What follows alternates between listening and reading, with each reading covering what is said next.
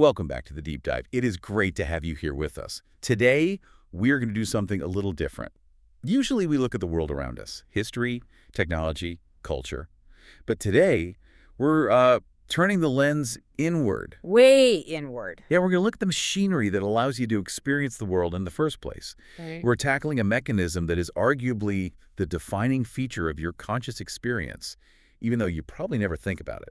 Not until it breaks. Anyway, Exactly. Not until it completely breaks down. Yeah. We're talking about the filter. The filter is the perfect way to frame this. I mean, it's the gatekeeper of your reality. It really is. I want you, the listener, to try a little experiment with us right now. Stop for a second. Just stop.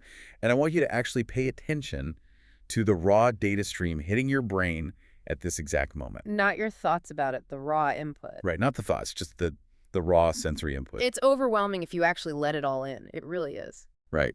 You've got the photons hitting your retinas, maybe the glare of the sun, the light from your phone.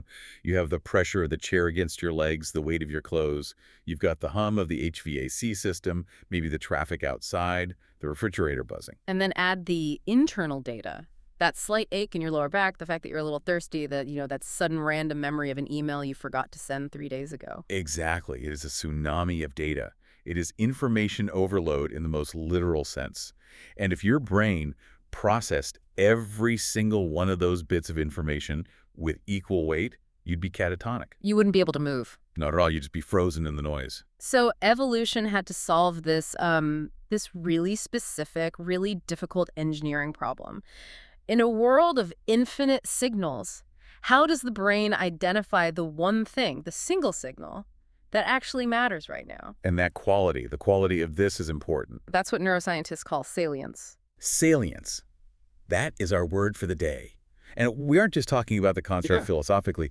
We are taking a structural, almost mechanical deep dive into the wetware that generates it. We are looking at the salience network. Specifically, we're going to dissect the two absolute titans of this network, the stars of the show, really. We have the sensor, which is the insula, and we have the actor, the anterior cingulate cortex, or the ACC. We have a massive stack of research on the table today to help us unpack this. We're drawing from some heavy hitters. There are foundational papers on cytoarchitecture, but we're anchoring this discussion heavily on a really comprehensive 2024 review by Menon. Oh, yeah. It's called Insular Cortex, a hub for saliency, cognitive control, and interoceptive awareness. That Menon paper is really the Bible for this topic right now. It just synthesizes decades of work so well. But we're also pulling from Seeley's 2019 work, the Salience Network, and some incredibly fascinating high-field imaging studies. Oh, the one from Cormy and his team, right? The 2022 paper. That's the one. Insula cingulate structural and functional connectivity, an ultra-high-field MRI study. That Cormy paper is particularly cool because they used a 7 Tesla MRI. That's a magnet strong enough to see the actual, the wiring of the brain in a way we just couldn't do 10 years ago. It completely changes the picture. We'll get into that relay mystery later on. It's a good one. Yeah, it is. And we've also got clinical insights from Schimmelt-Pfennig from 2023 on schizophrenia, and some great work on interoception by Chen from 2021. Right. So here's our mission statement for this deep dive. We're going to trace the circuit. We want to understand how the insula structurally connects to the rest of the brain, how it functionally separates from the ACC, and most importantly, the precise order of operations. The choreography. How do these two regions process reality to keep us alive and engaged? And maybe more importantly, what happens when that system glitches? Because when the salience network breaks, your reality starts to look very, very different. It really does. So let's dive in. I want to start with part 1, the insula. I feel like the insula is the hidden island of the brain. Even the name insula, it just sounds isolated. That's literally what it means in Latin, island. And structurally, it absolutely lives up to the name. If you look at a standard model of the brain, or even if you were holding a preserved brain in your hands, you see the big lobes, right? The frontal lobe, temporal lobe. Yeah, the usual suspects. The usual suspects. You don't see the insula. It's hiding. It is. It's nestled deep within the cerebral cortex's folds. Specifically, it's buried in what's called the lateral sulcus, which is that deep fissure separating the temporal lobe from the frontal and parietal lobes. So you can't just see it. No, to see the insula, you actually have to physically pull those lobes apart. You have to pry them open. You have to pry open the brain to find this thing. You do. It's covered by these thick flaps of cortex called opercula, which just means lids. So you have to lift the lids to find this triangular island of tissue hiding underneath. So it's tucked away, deep inside, shielded by the rest of the brain. But despite being hidden, that Menon 2024 review makes it very clear that this isn't some vestigial appendix. This thing is a hub. Oh, it's a massive hub. It is arguably the most critical intersection in the entire cortex. But to understand what it does, you have to stop thinking of the insula as one single, uniform blob of tissue. That's the mistake people make. It's not a monolith. No, not at all. It's a territory with distinct nations inside it. Yeah. And understanding the geography of the insula is the key to understanding how we feel. There's a very specific layout. Okay, let's map the island then. We've got a breakdown from the back to the front. So the posterior insula and the anterior insula, what's the difference besides just location? The difference is everything.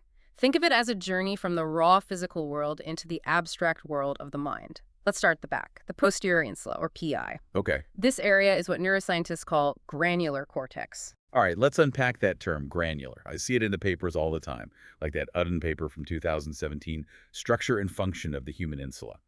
What does granular actually mean in terms of function? It refers to the cytoarchitecture, the actual cellular layering of the tissue under a microscope. The cortex typically has 6 layers. Layer 4 is the granular layer. Layer 4, and why does that matter? This layer is crucial because it's the mailbox. It's where sensory input from the thalamus arrives. It's the main receiving dock for incoming information. So if a part of the brain is granular, it means it's built to receive mail. It's built to receive data. Exactly. The primary visual cortex is granular, the auditory cortex is granular, and the posterior insula is granular. So that tells us just from its structure that its main job is to receive raw signals. It's wired directly to the sensoromotor regions. So the back of the insula is basically just listening to the raw data stream. It is the data entry clerk. That's a great way to put it. It's receiving the raw stream from the body. Pain signals, temperature, the state of your gut, the distension of your bladder, the beating of your heart. But it doesn't have an opinion on this data yet. No opinion, it just logs it. Heart rate is 80, stomach is empty, skin on left hand is 45 degrees Celsius. It's just facts. Okay, so that's the back. The raw feed. Now we move forward. We travel towards the front of the face, into the anterior insula, the AI. And here, the landscape changes completely. As you move from the back to the front, the cell structure transitions. We go from granular in the back to dysgranular in the middle to agranular in the front. Dysgranular sounds like it's breaking down. It just means the layers are becoming less distinct. Layer 4, the mailbox, is fading away. By the time you get to the anterior insula, it's a granular. Layer 4 is gone. So if layer 4 is the mailbox for raw data, and the anterior insula doesn't have one, what is it doing? It stopped listening to the raw feed and started listening to the processed feed. A granular cortex is typical of high-level associative areas. It's where integration happens. This transition from granular in the back to agranular in the front represents a physical hierarchy. Okay, so we're moving from raw sensing to complex integration. Exactly. This is the alchemy of the brain, isn't it? This is where data becomes emotion. That is the leap. The anterior insula is divided into a couple of parts, the dorsal anterior and the ventral anterior. And according to that Udden paper, this whole anterior section is where the magic of subjective awareness happens. This is no longer just my stomach is contracting. This is I feel hungry. Precisely. This is no longer my heart rate is elevated. This is I feel anxious. So the cytoarchitectonic gradient, this physical change in the cells, is literally the roadmap from body to mind. It is. It represents a physical hierarchy from raw sensing in the posterior to complex integration and emotion in the anterior. But there's one more microstructural detail about the anterior insula that we absolutely have to talk about. It's my favorite part of the anatomy. I love this part, the Ferrari neurons. The Ferrari neurons. We're talking about von Economo neurons, or VENs. These are special. They're the elites of the neural world. Most neurons in the cortex are pyramidal. They look like little pyramids with a bushy tree of connections. But VNs are different. They're large, they're spindle-shaped. long and thin. And they aren't found everywhere, right? You don't find these in the visual cortex? In the human brain, they are found specifically and almost exclusively in two places, the anterior insula and The anterior cingulate cortex. the other star of our show today. That feels like a pretty big clue that these two regions are, connected in a special way. It is a massive clue. Menon's 2024 review highlights that these neurons are designed for one thing: speed. They have these really large axons, which means they can conduct signals incredibly fast. Okay, but why do we need speed specifically in the anterior insula and the ACC? Why is that the priority there? Because the anterior insula and the ACC are involved in cognitive control and switching. Think about it in evolutionary terms. If a tiger jumps out at you, or to use a modern example, if you're driving and a kid runs into the road. Or you realize you just insulted your boss in a meeting. Right. Those are high-stakes moments. Yeah. You cannot afford to have a slow, deliberative process where the brain hums and haws. You need to switch your brain state immediately. You need to drop whatever you were doing and focus on the threat. And the VENs are the hardware for that. They're the hardware for that rapid communication. They're the fiber optic cables in a world of dial-up. And there's an evolutionary angle here too, right? Yeah. I remember reading that these aren't found in mice or rats. They are not. VNs are found in humans, great apes, cetaceans, so whales and dolphins and elephants. The social animals. The big-brained social animals. Exactly. The animals with high levels of social complexity and arguably emotional awareness. The hypothesis, which is supported by some work on macaques cited in that Chen paper, is that these neurons evolved specifically to handle the intense computational speed required for social intuition. That makes so much sense. Social cues are so fleeting. A micro-expression, a tone of voice, you have to catch it instantly. Right. That feeling of, oh, that person is angry, or I just made a social error.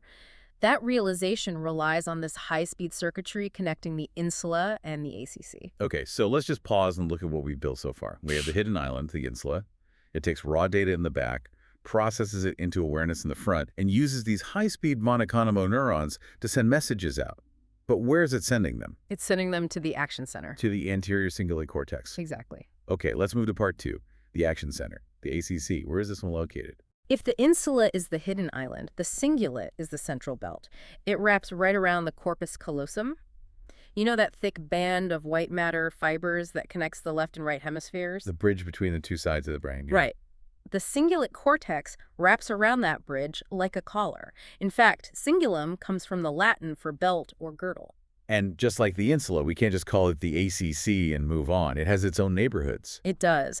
And the sources, like that Cormy et al. Study, they break it down into very specific subregions. We usually talk about the emotional ACC and the cognitive ACC. So what's the breakdown? Okay, so first, you have the subgenual ACC, or SGACC. Subgenual means below the knee of the corpus callosum. It's tucked way down low. And that's the emotional part. Yes. It's heavily connected to the amygdala and the hypothalamus. It's all about emotional regulation and mood.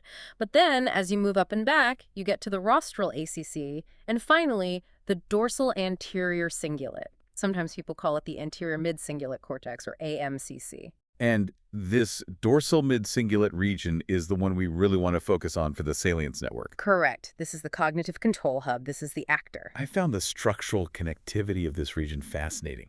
In the Burgos-Robles 2019 paper, Conserved Features of Anterior Cingulate Networks, they identify what I think is the smoking gun for why the ACC is the actor. It absolutely is the smoking gun. If you look at the deep layers of the DACC, specifically layer 5, you find these massive projection neurons. And where do these neurons send their cables? They bypass the rest of the thinking brain and project directly to the spinal cord and the striatum. Whoa, wait, let's dwell on that. To the spinal cord. Yes. So this part of the thinking brain, this high-level cortical area, is hardwired directly into the motor system. Exactly. This is why we call it the action center. It doesn't just think about problems. It is structurally designed to drive motor output. It bridges that gap between, I know this is happening, and I am moving my body to deal with it. That puts the ACC in a very different category than, say, the prefrontal cortex. Oh, completely. The prefrontal cortex is like the architect. It draws the plans, it considers the future, it weighs options. But the ACC is the site foreman. It's the one holding the megaphone, yelling at the muscles to actually pour the concrete. It drives the agency. It drives the agency. So if we look at the pair, the insula is the sensor. It feels the state of the body and the world. The ACC is the actor. It has the connections to make the body move. And together, they form the core of the Salience network. Right. Let's move to part 3, the Salience network. We've met the players. Now let's look at the team. How do they actually work together? First, we need a solid definition. Seeley, in his 2019 paper, defines the Salience network as a neural system for perceiving and responding to homeostatic demands. Homeostatic demands. That's fancy science talk for what the body needs. That's all it is. Are you hungry? Are you in pain? Is it too hot? Is your oxygen low? Homeostasis is the balance of life, and salient stimuli are just the things that threaten or support that balance. So the network responds to internal needs and external threats.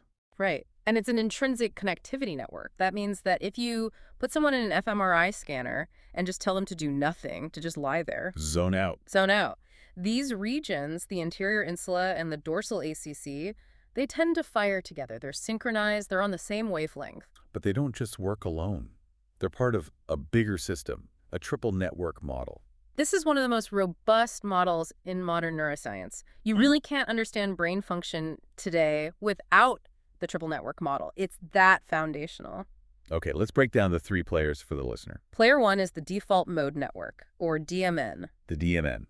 This is what my brain is doing when I'm in the shower or driving on a familiar road, just kind of lost in thought. It's the network of internal thought. Daydreaming, recalling memories, thinking about the future, thinking about yourself. It's active when you are not focused on the outside world.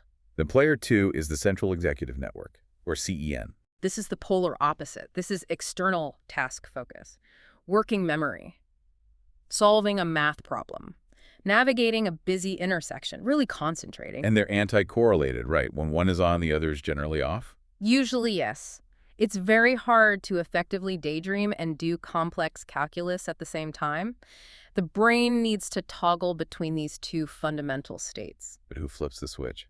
That is player 3, the Salience network, the mediator. This comes from the seminal work of Menon and Udin back in 2010.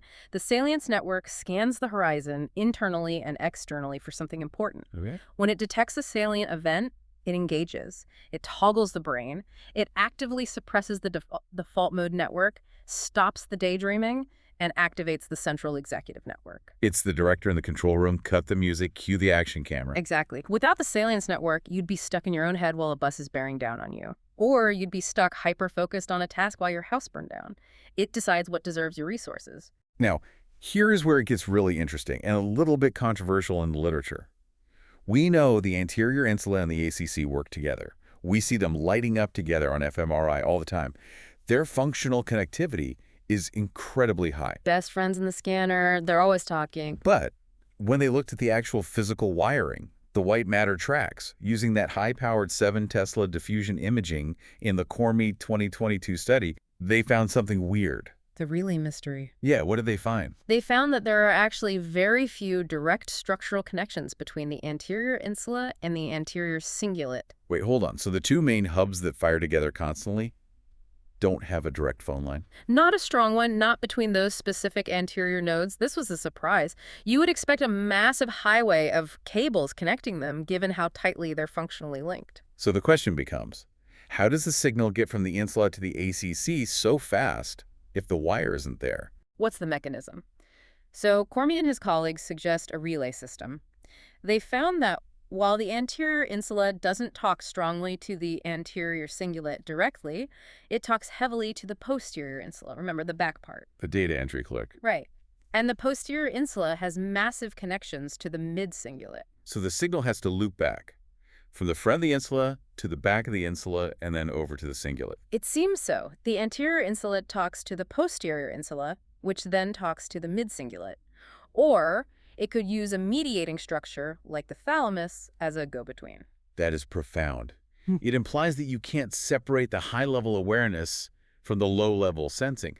The path from awareness in the anterior insula to action in the ACC runs through the raw sensory data hub. Exactly. The system is integrated. You can't just have the thought of the emotion. The circuit seems to require the body of the emotion to pass the signal along. That is a beautiful architectural constraint. It really is. Okay, I want to slow down now. We have established the anatomy, we've established the network role, but I want to really map out the order of operations. The choreography. Yes. If I touch a hot stove, what exactly happens, millisecond by millisecond? Let's trace the flow from input to output. Let's do it. Step 1 is the input, the insula's role. We talked about it being a sensor, but let's get specific about the pathway. This is about interoception, right? Interoception, the sense of the physiological condition of the body. This is a major focus of that Chen et al. 2021 paper. It's the sixth sense you never think about. So I touch the hot stove. Step 1. You trigger nociceptors, pain receptors in your hand. That signal travels up the radial nerve to the spinal cord. And specifically, it goes to a layer called lamina I. Lamina I. Why is that layer important? What's special about it? This is a crucial detail. This lamina I pathway is evolutionarily distinct. It's not carrying touch or pressure. It's carrying signals specifically about the metabolic state of the tissue. Pain, temperature, itch, muscle burn. It's the homeostatic pathway. So it's the state of the body pathway. It travels up the spinal cord, hits the brainstem. It goes to the thalamus, specifically a nucleus called the VMPO, and from the thalamus, it projects directly to the posterior insula. Okay, stop there. So now the raw data, hot tea, is in the back of my insula. Right. At this point, it's just a map of body state. Tissue damage at location X on the hand. It's not an emotion yet. It's not even really pain as you'd experience it. But then the signal moves forward. It travels from the posterior insula to the anterior insula. And this is the re-representation concept. Yes. As it moves forward, the anterior insula integrates that raw hot signal with context. I'm cooking dinner. It integrates it with memory. Stoves burn. It integrates it with emotion, fear, annoyance. And according to Bud Craig's work, which is cited heavily in that Menon 2024 review, this moment is special. Craig argues that this moment, when the data hits the anterior insula, is the moment of awareness. It is the moment the physiological state becomes a subjective feeling. Wow. So that is the moment I feel pain. Before that, it's just neural signaling. The anterior insula, in this model, creates the I. I am in pain. That is deep. The anterior insula is generating the sentient self. Many neuroscientists argue exactly that our sense of self is grounded in this continuous moment-by-moment update of how our body feels. Okay, so the anterior insula now knows I am burning my hand. What happens next? We need to move. Now we need the switch. We need to look at causality. Who tells who what to do? This is where that Sridharan paper from 2008 comes in, using Grainger causality analysis, which is basically a statistical way to see who pushes the first domino, right? Exactly. And the results were clear and have been replicated since. The right anterior insula is the critical outflow hub. It starts the chain. Why the right side? Is there a reason for that? The right hemisphere is often dominant for sympathetic arousal, for broad vigilance, and biological survival. So it makes sense that the right AI acts as the siren. Okay, so what is the sequence? The sequence is this. 1, the right anterior insula detects the salient event, the burn. 2, the right anterior insula sends a signal out to the ACC and to the central executive network. It's like an alert broadcast. And 3. Simultaneously, the right anterior insula actively suppresses the default mode network. It clears the decks. It shuts down the daydreaming to prioritize survival. It says, whatever you were thinking about is irrelevant now. Deal with this. And then the baton is passed to the ACC. The output side. The ACC receives this high priority flag from the insula. It engages what we call cognitive control. So what does the ACC do in this split second? A few things. First is response selection. Pull the hand away. But it also handles conflict monitoring. For example, if you're holding a pot of boiling water, the pure reflex is to drop it. But the ACC might modulate that. Right, it might say, don't drop the boiling water on the dog. Move the hand carefully but quickly. Exactly. It weighs the consequences and adjusts the motor plan. And because the ACC has those layer 5 connections we talked about earlier. It can talk directly to the spinal cord to execute that plan. It sends the command down the pipe. And the muscles contract. And you save your hand. So to synthesize this entire interaction, I think I remember seeing a quote from Medford and Critchley from 2010. Oh, yeah, that's a classic. The insula says, I feel this. It is important. And the ACC says, I will do something about it. That is the perfect summary. Awareness and action. Input and output. Sensing and responding. It is a beautiful system when it works. It's just, it's so elegant. When it works. Right. But as with all complex machinery, it can break. And when the salience network breaks, the consequences are devastating. Let's move into part 5, the clinical implications. This is where the rubber meets the road. This is where we see what happens when the filter fails. Let's start with schizophrenia. We have a source here, Schimmelpfennig et al., from 2023, discussing aberrant salience. This is a fascinating shift in how we understand schizophrenia. We used to think mostly about dopamine in a sort of vague way, too much dopamine, but the aberrant salience hypothesis gets very specific about what that dopamine is doing. Aberrant meaning wandering or wrong. Exactly. Imagine your salience network is calibrated too high. Or worse, it's misfiring randomly. It's flagging things as important that are actually completely neutral. Like the background hum of the fridge we mentioned at the very start of the show. Right. So for you or me, it's just noise. We filter it out. But for someone with this condition, suddenly the hum of the fridge isn't just noise. Their insula flags it as critical, significant, profound. But there's no logical reason for it to be significant. It's just a fridge. And the brain hates a paradox. It's a sense-making machine.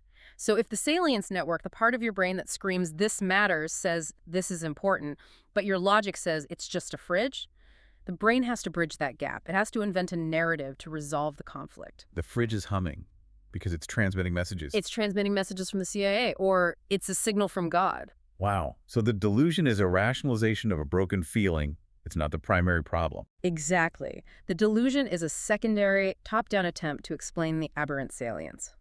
The primary glitch is in the network itself. You aren't crazy because you believe the CIA is after you. You believe the CIA is after you because your salience network told you that a random red car passing by was the most important thing in the universe, and you had to make sense of that feeling. That is terrifyingly logical. Eh, And structurally, do we see this in the brain? we do. A paper by White et al. From 2010, which is cited in the Cormy paper, shows reduced integrity in the white matter tracks connecting the insula and ACC in patients with schizophrenia. The wiring is frayed, the signal is noisy. That makes so much sense. The filter is broken, so everything floods in as important, and you drown in meaning. Let's look at another glitch. Addiction. This one blew my mind. The Naki study. This is a classic. Naki and his colleagues back in 2007, they looked at a group of patients who had strokes. And some of those strokes happened to damage their insula, and some of these patients were heavy smokers packs a day for decades. And after the stroke, what happened? They just stopped. Instantly. No withdrawal, no craving, no relapse. One patient famously said, "My body forgot to smoke." My body forgot to smoke. That points so directly to the insula's role in interoception, Yeah. in feeling the body's state. Precisely. We often think of addiction as liking the drug. But it's deeper than that. It's a physical, visceral craving. The insula reads the body's state, "I need nicotine," and generates that intense subjective urge. It creates the salience. A cigarette is the most important thing in the world right now. And the ACC, which should be exercising cognitive control, gets hijacked by that signal. It misprioritizes. Instead of survival means eating, it becomes survival means smoking. So in addiction, the salience network is hypersensitive to drug cues. Yes. A picture of a lighter, the smell of smoke. For someone with an addiction, the insula lights up like a Christmas tree, triggers the ACC, and the behavior follows almost automatically. But if you knock out the insula, as happened in the Naki study, you knock out the ability to generate that visceral urge. So the body might still be chemically dependent? It might be, but the conscious awareness of the craving, that overwhelming "I need this now" feeling, it just vanishes. It's a hijack of our most fundamental survival machinery. It is. And finally, let's just touch on anxiety. Menon's 2024 review talks about this. It's an issue of overactive salience. Right. It's a hyperconnectivity issue. In anxiety disorders, the insula is too loud. It's constantly detecting potential threats that aren't really there, or blowing minor threats way out of proportion. So the siren is just stuck in the on position. Pretty much. Okay. And because the salience network is the switch for the other big networks, if it's stuck on, it keeps the central executive network engaged and prevents the default mode network from coming back online. You can't relax. You literally cannot switch into the rest and digest or daydreaming mode. You are stuck in high alert, problem-solving executive mode, constantly scanning for danger. It's exhausting just hearing about it. It explains the profound physical fatigue that comes with chronic anxiety. Your brain is running a marathon on a treadmill 24/7. So we have covered the geography, the connectivity, the function, and the dysfunction. It is. It's a lot to take in. It is. But if you strip it all back, the story is actually quite elegant. It's a beautiful piece of engineering. Let's do a quick recap of the journey for the listener who is trying to synthesize all this. Just trace the signal one last time. Okay. It starts in the body. A signal. A pinch, a burn, a flutter in your chest. That signal travels up the spinal cord to the thalamus. It lands in the posterior insula, the raw data log. It moves forward to the anterior insula. It gains context. It becomes a feeling. The right anterior insula decides this matters. It flips the switch. It silences the internal chatter of the default mode network. It wakes up the ACC. The ACC takes that awareness and translates it into a plan of action. It sends the command down to the spinal cord. And you move, you act, you survive, from Wow. body to feeling to action. It really brings home why we're doing this deep dive. Usually people think of personality as these abstract traits. I'm a curious person, or I'm a nervous person. But when you look at this research, you realize you are your salience network. That's the takeaway for me. Your personality is fundamentally defined by what your insula decides is worth noticing. Exactly. If your insula cares about social cues, you are empathetic. If it cares about potential threats, you are anxious. If it cares about novel ideas, you are curious. You are the sum of what you attend to. And that leads to a final, somewhat provocative thought that I've been chewing on as we've been going through this material. Get me. We talk about consciousness as this big mystical thing. But if the anterior insula mediates our awareness of the self by feeling the body, Oh, and the ACC drives our agency, our ability to act in the world. okay. I see where you're going. Is consciousness simply the tension between feeling and acting? Is it just the friction generated by the salience network trying to reconcile the internal state of the body with the external demands of the world? That is a profound idea. If the filter were perfect, if there were no conflict between what you felt and what you needed to do, would you even need to be conscious at all? Maybe not. Maybe we are only awake because we constantly have to solve the problem of what to do next. That is something I'm going to be thinking about while I stare at the ceiling tonight. Just don't let your salience network keep you awake too long. Try to get that default mode network back online. I'll do my best. Thanks for listening, everyone. This has been The Deep Dive. See you next time.